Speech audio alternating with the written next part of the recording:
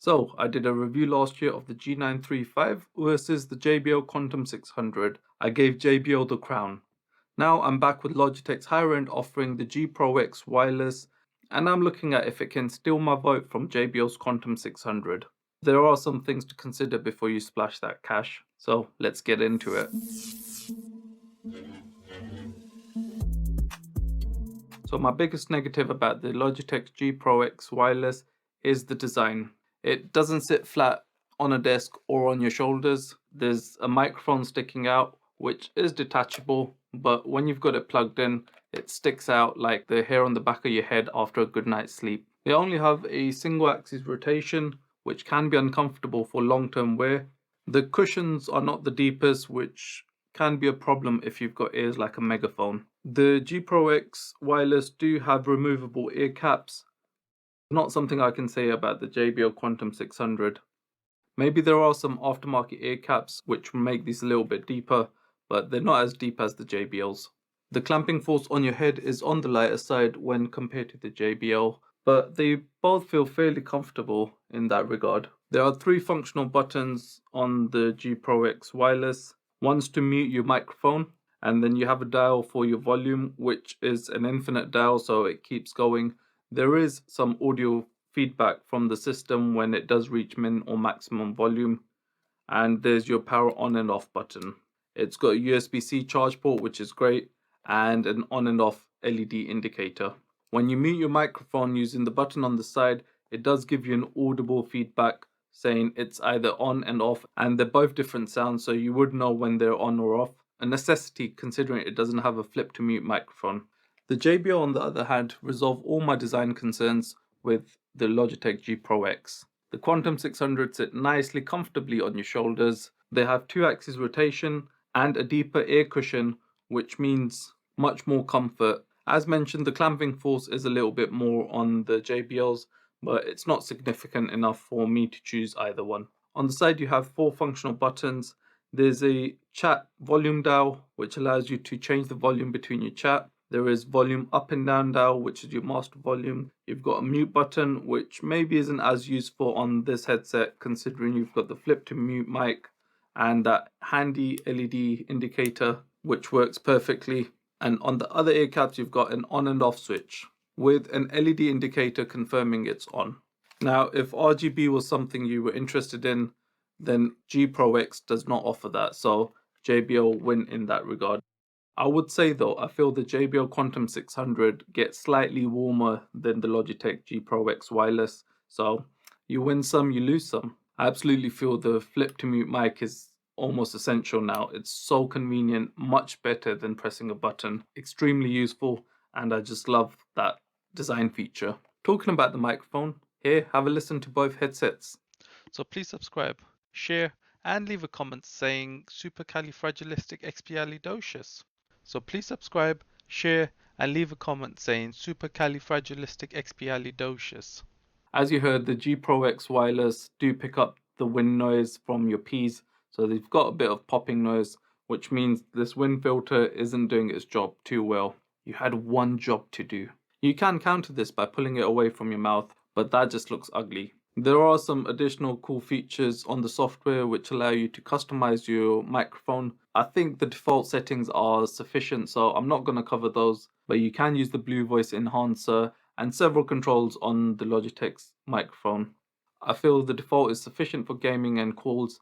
Maybe if you're streaming with them, I would recommend a dedicated mic. This isn't sufficient for that, but casual gaming, yeah, no problem. The Quantum 600 mic sounds good. It picks up a lot of hissing in the background, which is a bit annoying. It doesn't have any noise cancellation, but I have used them with my friend in the same room gaming, and my teammates don't pick up their voice, so it's good enough to cancel out other noises. However, the low level frequency, it picks up the noise from my laptop in the background, but only when I'm talking. When I'm not talking, it's not sending any feedback. So I don't intend to go over the spec sheets, but the key thing to know is JBL has 6 hours less battery life, but is also the lighter headset. Sound quality, now this is where Logitech really shines. I find it's able to isolate different sounds a lot better. It's far superior than the JBL. So I've been using these headsets side by side for a few weeks, and sound quality wise, Logitech are a lot better in gaming. They're very good at isolating different noises and are able to definitely isolate footsteps a lot better than the Quantum 600. So Logitech do really well in the mid to higher tones, whereas JBL is a lot more low tone, which means when you've got explosions, you've got airstrikes, footsteps, firing, JBL doesn't do a really good job in separating those sounds, whereas Logitech is clear and concise, so you can pick up footsteps in the middle of explosions, whereas on the JBL it really struggles. I even noticed on the G Pro X wireless, I was able to pick up footsteps from a longer distance with good clarity of which direction it's coming from. With JBL, it does get a little bit muddled up, especially if you've got some background noise. As gaming audio is one of the key purposes of buying a gaming headset, I think G Pro X wireless really smashes this one out of the ground. I have played around with the EQ on both headsets. I find the Logitech G Pro X wireless to be very harsh on the high end, so I have toned that down. And on JBL, I feel like the bass heaviness, you need to reduce that a little bit to be able to get better clarity in the game. Here's some screenshots of what I'm currently using, but I must admit I do change it a little bit over time.